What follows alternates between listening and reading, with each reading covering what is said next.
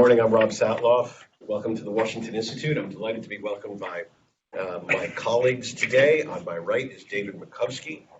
David is the director of our program on Arab-Israel relations, former State Department official in the Kerry Peace Team, widely published author on Arab-Israel affairs, Israeli politics, and deep dive into all aspects of the Israeli-Palestinian peace process. Sitting to his right is Gaith Alomari. Gaith is a senior fellow here at the Institute with his own experience as a peace negotiator, advising the PLO delegation in the early phases of, in an earlier phase of the Oslo process. Delighted to have him with us with his personal expertise and knowledge of Arab, especially Palestinian and Jordanian politics. Sitting to my left, Dana Stroul. Dana joined the Institute last year as a senior fellow of the Institute after 5 years on the Senate Foreign Relations Committee as the senior professional staff member for the Middle East, with also a previous experience in the Pentagon on Middle East issues. I'm delighted to have Dana's knowledge of both ends of Pennsylvania Avenue here with us today. So we're going to make some very brief remarks about what happened yesterday and the implications thereof, and then turn it over to questions from people here and questions from those people who are with us on electronically. So just very briefly, because this is a very substantial document. If you haven't seen it, it is 180 some odd pages. The bulk of this, I should say, is a reprint of the Bahrain conference details from last year, the Bahrain economic companion piece to the political initiative, which was issued yesterday. But it is still stunningly detailed in its prescriptions, its breadth, its depth, and its scope. Indeed, that's my first point. This is a radical departure from traditional American diplomacy, a radical departure from anything any American president has ever done before, any administration has ever done before. Radical in that it offers a specific American view on the most minute details of the outcome of how the United States views an appropriate, legitimate outcome of an Israeli-Palestinian peace agreement. Not just the contours, not just principles, not just parameters, but the most specific details. There are maps in here. There are ideas governing movement of people, movement of goods, every conceivable issue that has historically been on the agenda of Arab-Israeli peacemaking is addressed in this piece.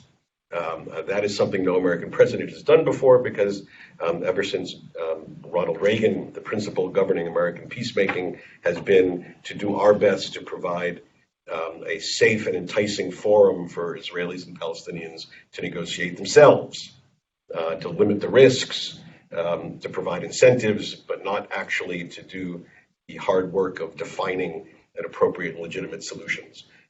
This takes that traditional format, throws it out the window, and offers a very detailed solution.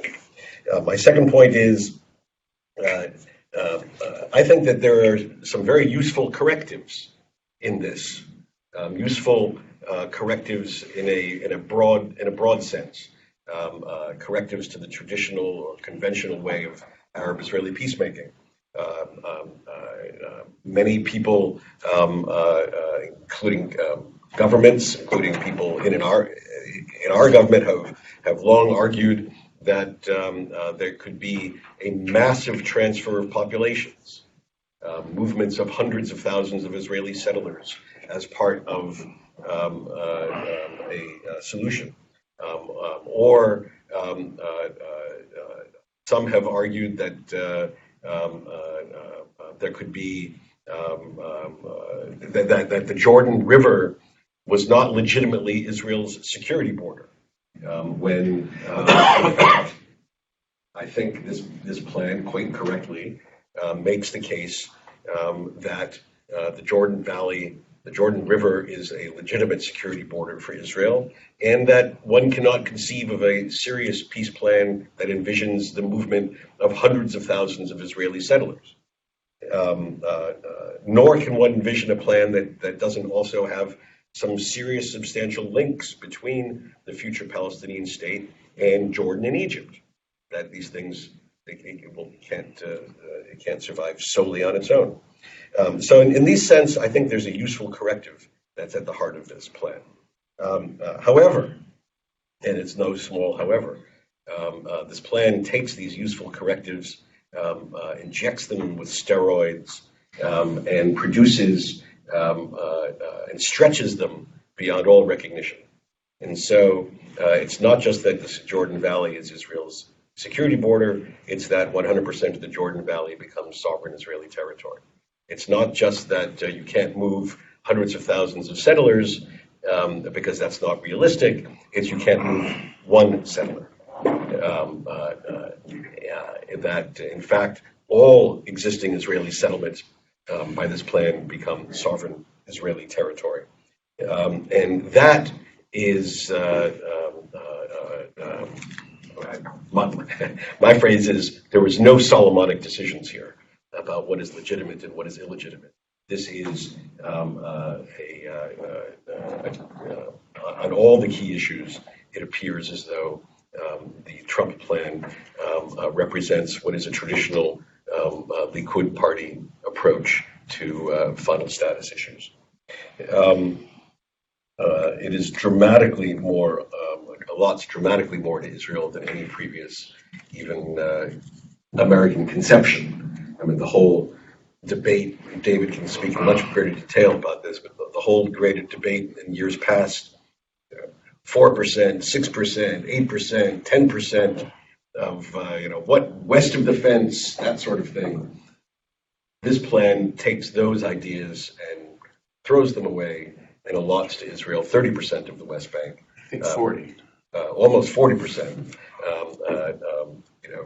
multiples of what previous discussions were.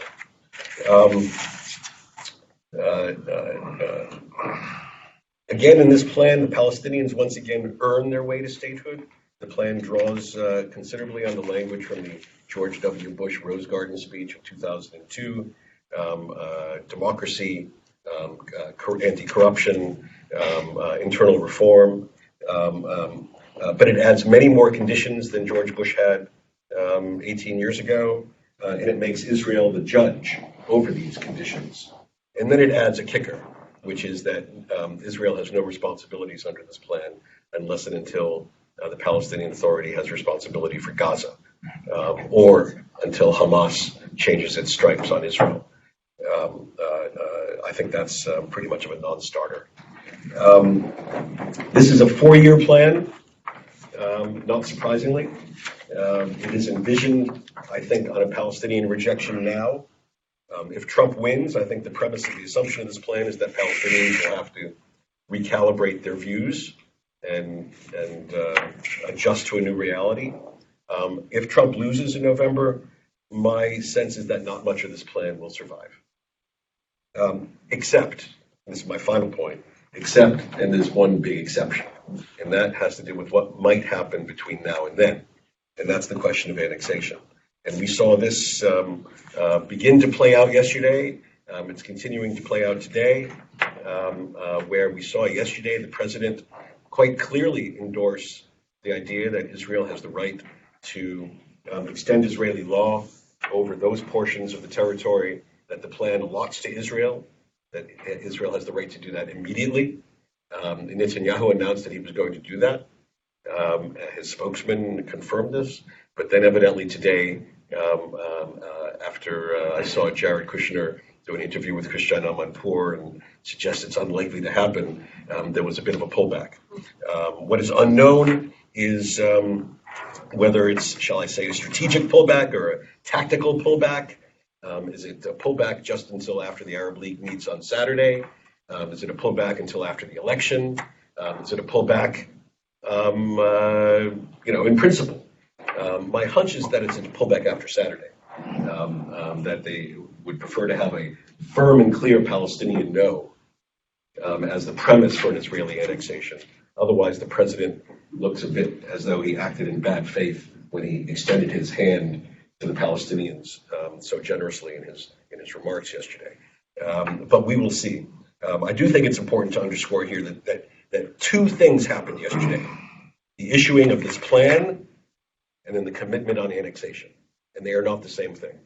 This plan could rise or fall, could sink or swim, could disappear in the ether. May have no long-term implications. Annexation, if it happens, and certainly the American commitment to it, the Israeli commitment to it, but annexation, if it happens, that has real practical implications on the ground with Palestinians, security cooperation, relationship with Arabs, and domestic implications here in the United States that my colleagues will all talk about. So I'll leave it at that. Thank you. Thanks, Rob. And Rob, I think, made some very useful points, so I don't have to go over them. I see it very similarly. The annexation piece, I felt, got short shrift in the media yesterday because everyone focused on the plan itself. I do think, there'll be some enterprising journalist out there in the next few days that will try to drill down on what happened, because I think the backgrounding coming out of the White House until 24 hours ago, before the plan was released, I should say, was don't do annexation now. And I saw the Jerusalem Post had a piece today saying that Bibi came saying he needed annexation now if he was going to agree to some freeze. And I do wonder on the annexation piece how that's going to impact the Arab side. Raith, my colleague, will, I'm sure, have some insights on this. I think what happened yesterday on the Arab piece, from what I see, is a historic moment in the history of this conflict. This is the first time that I've seen the Arab states not reflexively line up with the Palestinian position. I've never seen this before. Maybe there'll be some tactical points that someone will point to, but nothing like this. And not just one country. It was breathtaking. And in that sense, this was the hope of the administration, a kind of a qualified support, not a full-throated embrace, of course, but that was all they wanted, a qualified support. But I worry that this is now in jeopardy, that by front-loading the annexation, you destroy the plan on the day it's released, and you lend credibility to those critics who want to insist that this is an annexation plan more than it is a peace plan. So I think the media is going to catch on to this, and in the next 24 to 48 hours, I think the media narrative is going to be more focused on the short-term annexation question. I'm not sure if it was out of respect to Kushner on Christiane Amanpour. Rob said he didn't know. I don't know. I mean, there are some very technical points. Where does the Attorney General in Israel stand on this? Is this something that a caretaker government can do? Even things like what is exactly being annexed. To know what's annexed, you have to delineate, 113 places, not including the 112, not including the 15 enclaves in the Palestinian state. Can you do that in just a couple of days? I don't think so. So there are technical issues beyond the political. If it's just political, maybe just getting through the Saturday thing, it's one thing. But I think the annexation piece stands on its own. And I stress this point heavily because I think it's the most tangible element of what happened yesterday. It's distinct from the plan. It's not in the plan itself, the front loading, but it is the most urgent, tangible dimension of this whole thing. So I would look to that. Rob pointed out the differences. When people used to talk about the Jordan Valley, those who, it was one thing for the security people to talk about political control, but the plan, as Rob noted, talks about full sovereignty everywhere. I see this plan as basically, it was fascinating. I don't think anyone in the media picked up on it, but Trump said yesterday the map is the prime minister's map. It is not an American map, but he adopted the prime minister's map. And, one could argue, and I don't like to be snarky at these things, about could the U.S., does it have the wherewithal to develop such a fine map? in certain constellations. I don't want to go there. But I do think that he said this is the prime minister's map, and he adopted that. I see the map, if you just add up the numbers, it's 30% of the West Bank is the Jordan Valley. 8% is the areas that you've heard Dennis, me, Rafe, Rob talk about, the block settlements inside the map, inside the fence, the barrier, the wall, whatever you want to call it. That's another 8. According to the great work done by the people, by Lauren and Basha, who helped me out, and we have this whole aerial photography and our website, Settlements and Solutions, this thing adds another 62 settlements outside the barrier, what we would call non-block settlements. That doesn't even include the 15 in the enclave. So 62 and 15 is 77 settlements outside the barrier, non-block, plus the 51 block. So that's something to keep in mind. So that's at least, that's more. Now there are some swap areas, but what I noticed in the map, also I don't want to be Talmudic about this, is there's no delineation of the West Bank itself, which makes me think that this area here is actually Israel. This is the first time on page 13, I believe, I have not seen this in an official map, that the U.S. raises the possibility of annexing what's called the triangle. It said it's up to the parties. There's hundreds of thousands of Arabs, Israeli citizens there, hundreds of thousands. So is that over here? And we're trying to, there's not enough high enough resolution to know precisely, but they're located right near the line. So, that's something to look at as well. So I think if this is 6, even with the swap areas, I don't think we're talking about more than, I think we're talking about a 40% would be Israel. Now, the Likud position, is this a Likud position? Netanyahu has said at the Bar Ilan speech he's for 2 states, but the Likud actually never adopted, and the cabinet never adopted it. So it's hard to talk about a Likud position, but, Bennett, who was the leader on the right of the defense minister of the Yamina party, he's talked about what exists today, A plus B equals 40. This goes up to 60. The previous U.S. plans, Clinton at 97% if you had the swaps, Kerry and this up to 100%. So this is a departure from that, as Rob pointed out correctly. I would just say here, if we could go through, by the way, which settlements there are. I mentioned these 62 settlements. That's, half of them, it depends. The prime minister counts 30 of them of being in the Jordan Valley. I think our count is 23. I don't want to get too nitpicky here, but I think that this is something that's worth it. If you, in the Q&A, we could discuss it. I'll just say one last point, just in terms of other new features here. It moves the East Jerusalem line. The Clinton plan talked about Jewish neighborhoods for Israel, Arab neighborhoods for the Palestinians. This says the Arab neighborhoods will be Israel up to in Jerusalem. So actually, is a wall. It's they lopped off northern part of Jerusalem after the fence, the barrier, whatever you want to call it, was built. So that no man's zone would be the Palestinian capital. So that's in the northern part. It might be in the southern part too. There's no refugees in there at all. Like I said, Jordan Valley is about sovereignty, not security presence. And I mentioned the triangle. I mentioned the settlements. So there's no doubt that this is a shift in Israel's direction. People can argue, is this something redeemable? Rob pointed out all the conditionality. It looks like, this inverts the kind of classic Israeli critique of American peacemaking. They used to go like this. The Arabs get tangibles. The Israelis get the promise of peace.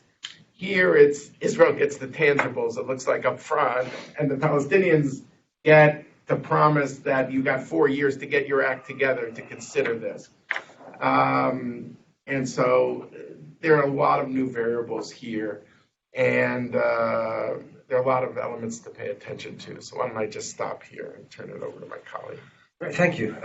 What I'm going to do, I'm going to start with just some general remarks, go a bit into how the Palestinians see this plan from a substantive point of view, and conclude with a few words on what to watch out for in terms of Palestinian politics, how this is impacting Palestinian agendas. So just some random open remarks. It's interesting so far in the Arab media. There are two categories. You have those which are more kind of the traditional US allies where it's almost non-existent. You have to really scroll down in the web pages to actually see any coverage on it. Arabiya, Sky News, Arabiya, etc. Al Jazeera, Turkish Arabic language, that's up there. Look at how the Saudis and Emiratis are selling out the Palestinians. So it's playing into this kind of internal Arab dynamics. The Arab reaction so far is very muted, and everyone seems to be punting towards Saturday, the Arab League decision. The Saudis are interesting, a very muted statement from the foreign ministry, but then a phone call very publicly publicized from King Salman to President Abbas saying that he's going to support the Palestinians. How this plays out, we'll see again on Saturday in terms of decisions. You're totally right, Rob, about the correctives. There were very important correctives here, things that we used to talk about privately in negotiating rooms, which are now being put out in the public. This is good. However, the overall packaging is so negative that I'm afraid that these correctives will get drowned into the negative noise that will follow it. I think for the Palestinians, and we're already seeing this, what the overall framing that they will present is what we're seeing here is simply an expanded area A. What we have today, but on a larger territory, but no more jurisdiction, and therefore it's not a state, it's some sort of and they will point out to the following points. On borders, they will look at the map, sharp departure from 1967 borders, the enclaves that were mentioned, and ultimately replacing contiguity, physical contiguity with transportation contiguity, footnote under Israeli security control. So in some ways what we see today, and of course the big deal is no borders with Jordan. Again, there's a difference between security presence and control in the Jordan, along the Jordan River, and no border with Jordan, and even the border crossings that were envisioned in this will continue to be effectively under Israeli control. Israel will have the right to block goods, and the language is not clear, but it seems to me that also the passage of individuals. Again, not different from what we have today. The idea of land swaps of populated areas in Israel, population transfers, while not a Palestinian issue, it's an Israeli issue, but one that will get a lot of play in Palestinian and Arab-Israeli media. In Jerusalem, two key points. One is the one that David mentioned. The borders of Al-Quds, the Palestinian capital, is so far east beyond the barrier, which for no Palestinian is considered Jerusalem. You know, it's the same as saying, I don't know, Frederick is DC. It's seen as an extension of Ramallah versus an extension of Jerusalem. This is not the Jerusalem that Palestinians talk about. This is less than an issue for the Arabs, to be honest, because for the Arabs, Jerusalem is something else. But that's the second point that the Palestinians will focus on is the holy sites of Jerusalem. Now, there is a bit of inconsistency in the map. It talks about maintaining the status quo being a technical term that denotes what the Ottomans put in place in terms of religious relations. You go further, and it talks about freedom of worship on the Temple Mount, Haram al-Sharif, which is the very crux of the status quo as most Arab countries so this is the point that the Palestinians will not only use in domestic messaging, but also in messaging to the Arabs, particularly Jordanians and Saudis, who have equities in this issue. Can I just explain that? Sure. Because freedom of worship, most people will think, oh, that sounds reasonable, but that's not the status quo. No. The status quo today regulates in terms of who accesses Muslim holy sites and who accesses Jewish holy sites very clearly. Prohibits Jews from praying on the Haram al-Sharif Temple Mount, and by the way, a provision that was held by Israel since 1967 when Israel took control of that. Very deep religious connotations. And by the way, every time that there is a change or a challenge to the status quo, that's when we see violence. I think it was 2017 when there was a change, even I think that was erecting metal detectors, very technical issue. We had days of violence and withdrawal of ambassadors to Jordan and Israel. So this is quite a big deal. Security, as it sees it, is highly intrusive. Demilitarization was never really a problem. In all the previous negotiations, we always agreed there's going to be a demilitarized Palestinian state. The difference was what does that mean, how many, I don't know, what caliber guns do you have, and all that kind of thing.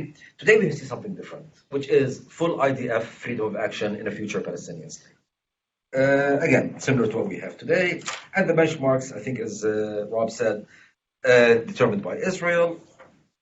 Refugees, again, the problem is not that there's not going to be no right of return. This is a point that, publicly difficult to admit, but in negotiations the Palestinians have conceded since Camp David. The problem is that you have Israel actually having the right to determine who can go back to the Palestinian state. There is something here that says there's an Israeli vetting. Again, that's something that will be very hard to sell for any Palestinian leader. And then, of course, the conditions for negotiation, or the preconditions actually for negotiations. Ironically, when preconditions used to be a bad word, now we have plenty of that in this. The Palestinians have to do X, Y, Z to even engage in negotiations, but then the conditions, the kicker that you mentioned for implementing it, disarming Hamas, good luck with that one. One point you kind of just flagged, which is not a technical policy point, but I think it's very important, is the narrative point. And again, it's interesting, at the beginning of the plan, there was something that says reciting past narratives is unproductive, yet it proceeds to recite past narratives, ones which are extremely insensitive, let's say, to the Palestinian narrative. My own view, what is the point of even talking about narratives in a field like this? But if you're going to do it, you don't do it by defending one side's narrative. This is important, not technically, but in terms of selling the deal. And it becomes very difficult for any Palestinian who wants to engage, or any Arab, to do that, because they say, okay, so you're adopting that particular narrative. So the impact is more political than it is technical. And there are many examples of this. Now, this will all have, and I will conclude with this, impact on Palestinian politics. Negative in terms of prohibiting certain things, and proactive in terms of encouraging certain things. The most negative one, and here I go to one thing that you said, Paul. The idea of conditions is not new. George W. Bush actually did put conditions. And conditions, as you said, difficult ones. Good governance, anti-corruption, leadership that is not tainted by terror. I'm quoting here. But he dangled quite a compelling gift at the end of this process, which is Palestinian state. He was, I believe, the first American president to recognize or accept two-state solution. That created space for Palestinian reformists at that time. Abbas, of course, we can say that about him now, but at that time he was leading the charge. People like Fayyad and people of that sort to basically go to Arafat and in public discourse and say, look, reform, good governance, fighting terror will get us statehood. It created this space. This will do the exact opposite. Right now, any attempt to talk about some of these, I think, necessary, worthy preconditions would be simply discredited. The proactive side relates to Hamas Fatah. Now, we started seeing already Abbas reaching out to Hamas. There was a meeting yesterday in Ramallah where Hamas participated.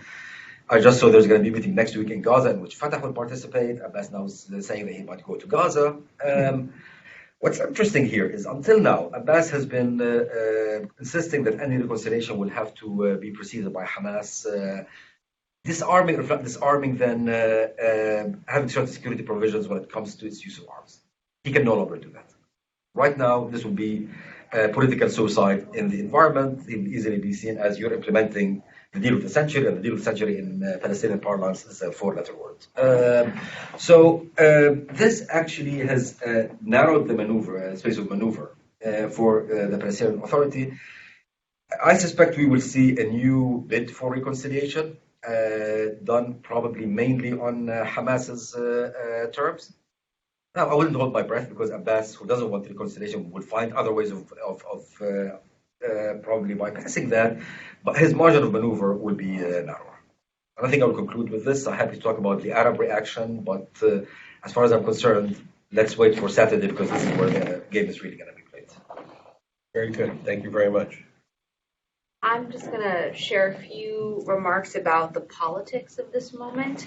So in general, Israel and the U.S.-Israel relationship is a unifier for the GOP and a caucus divider, an area of tension for Democrats, especially on the Hill.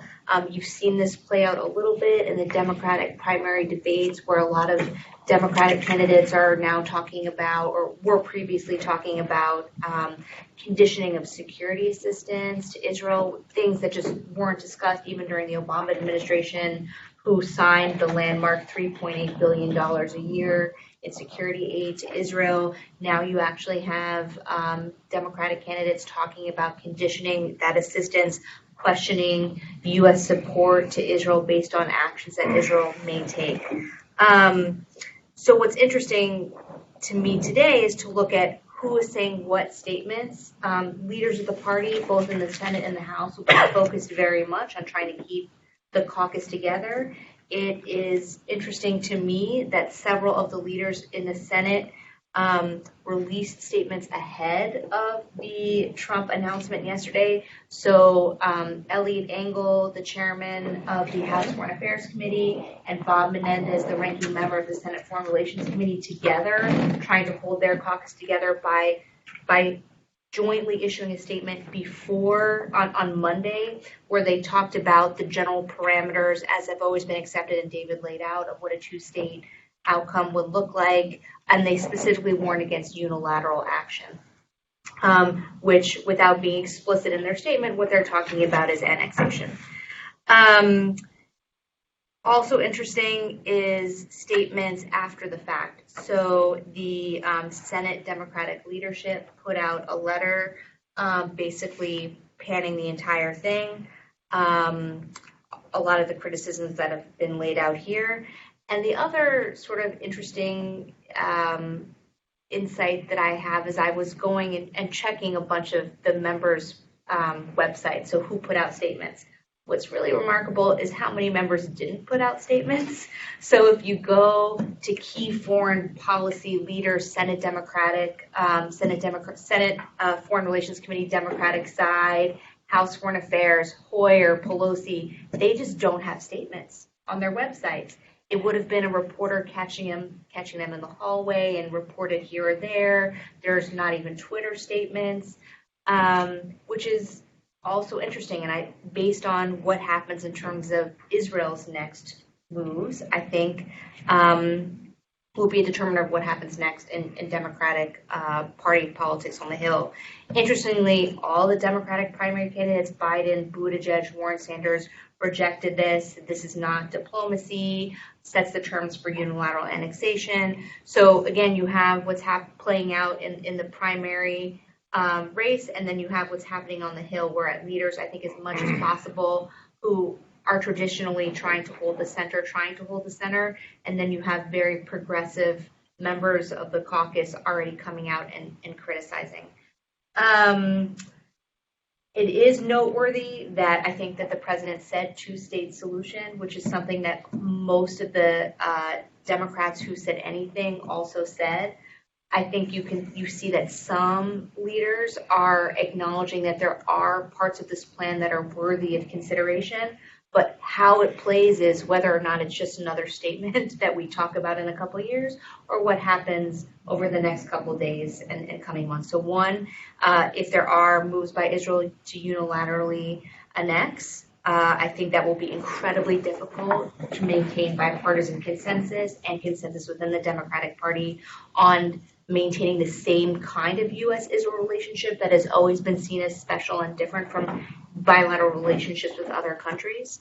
It is interesting. I think there's a lot. I will just say, right now there's been some bipartisan unity in questioning the nature of U.S. relationships with Gulf countries. A lot of times, though, you've had Democratic leaders out in front questioning the U.S.-Saudi relationship, the U.S.-UAE relationship, et cetera. Those governments have not warmly endorsed this plan. They are not throwing it out, but they keep referring to international law consistent with direct negotiations, something that should be considered. It's not a warm embrace. So it's interesting to see actually members of the Democratic Party align in some ways with not outright rejecting the plan, but warning about certain issues. And then obviously we should talk about the politics of this. So the Bibi-Trump relationship, how Prime Minister Netanyahu spoke about the Trump administration as the best administration ever for Israel and Israeli interests is certainly something that is going to smart for many members of the Democratic Party who have fought and worked for years to maintain bipartisan consensus and voted for pieces of legislation, resolutions, weapon sales every single year that at times have been contentious to hold that center.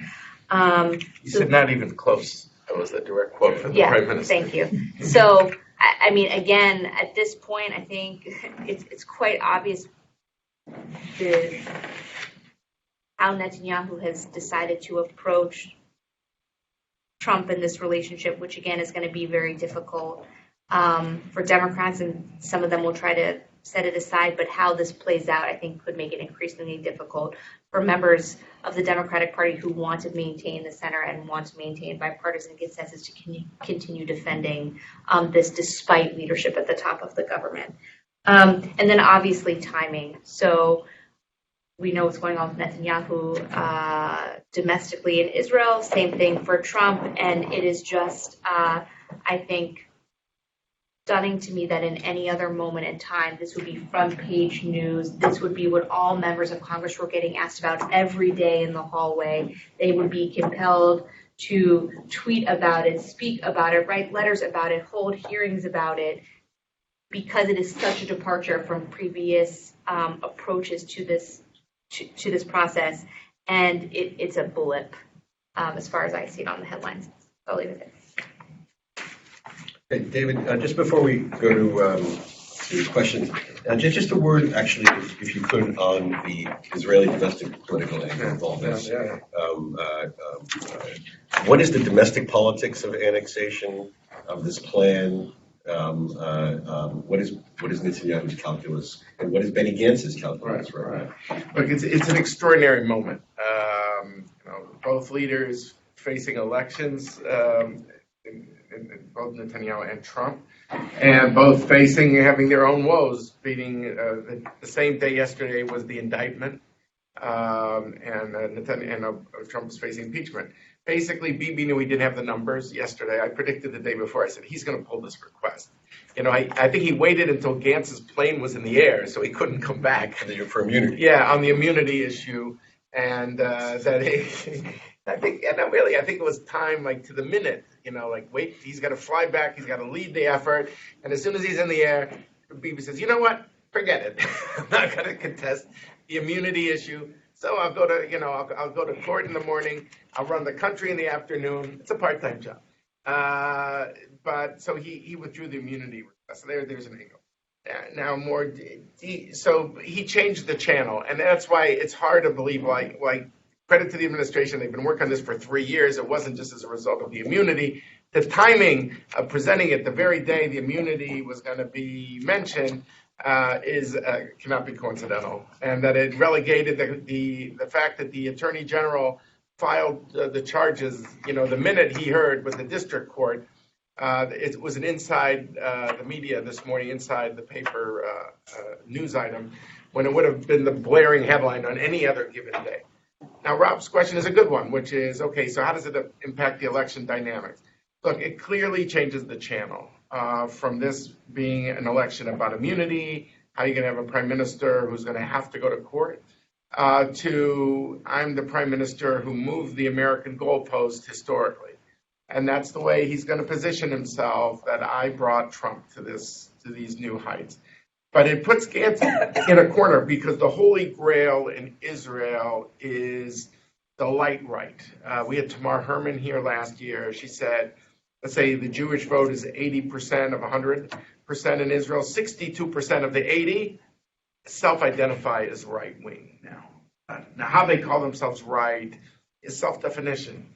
But the Jordan Valley is something that is a master stroke in a certain way politically, because it's something that cuts across the right-left divide. So that puts Gantz in a very tough spot, which is, if I don't support the Jordan Valley issue, I'm going to be viewed against security. In fact, he said, I would annex too, but I want to do it in cooperation with the international community. There was a response in one of the right leaders that, that's like being named the #1 meat eater at a vegetarian convention. The idea that the international community is going to somehow embrace Israel's embrace of the Jordan Valley isn't going to happen. So there's that piece of this that, that Gantz is kind of put in a corner. How do I not be seen as supportive if the prime minister is taunting me, mocking me, that I am soft on the Jordan Valley? But the security consensus, as I mentioned earlier, and if you go to the INSS convention and you ask any of the leading think tank there of security people, they'll all say, look, we talked about security control. We never talked about annexing 30%. It's the non-Solomonic, as Rob points out.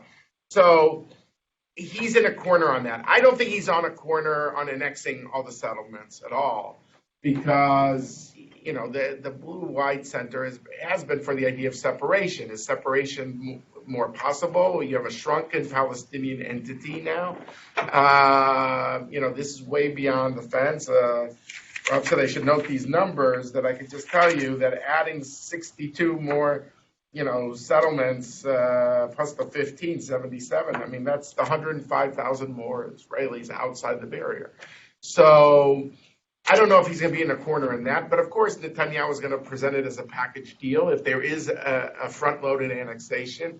So I think it's terrible for Gantz that he be a part of it. I wonder, and I don't want to be part of what I would call the Mu'amara culture, which is the conspiracy culture, but the person who kind of holds the balance of power, even if Gantz doesn't support it, which he said he would, is a guy named Avigdor Lieberman, who's been the kingmaker. And this has been his signature policy, is taking the Israeli Arabs and gerrymandering them into a Palestinian state. So suddenly that pops up into the peace plan. So Netanyahu has the votes if he wants it. The question to me is, to what extent does Trump press him on the front loading? This to me is the most urgent issue right now. But getting to the domestic politics, it's clearly not favorable for Gantz, that kind of had Bibi on the ropes of framing this election all about immunity. And now Bibi will say, I'm the statesman, I moved Trump historically, and this is a validation, this election is a validation of my efforts. So, you could say, look, in Israeli politics, a month is a long time. March 2nd is over a month, actually. Things could change, so never say never. But it seems like a masterstroke by Netanyahu and by Trump wanting to help Netanyahu on the eve of an election when he was in the corner, and now he's kind of flipped the script. And it looks like Netanyahu will come back with at least a couple more headline successes. Right, Moscow. He's in Moscow now. He's probably going to return with this young woman who was imprisoned for having a couple of grams of pot. Cannabis, pot. Marijuana. So, in a transit lounge. She wasn't even going into Moscow. And then the news report today that about Pollard, that looks like the administration may lift the travel ban and let Pollard move to Israel. So these are just a series of things that will occupy headlines as opposed to the criminal investigation.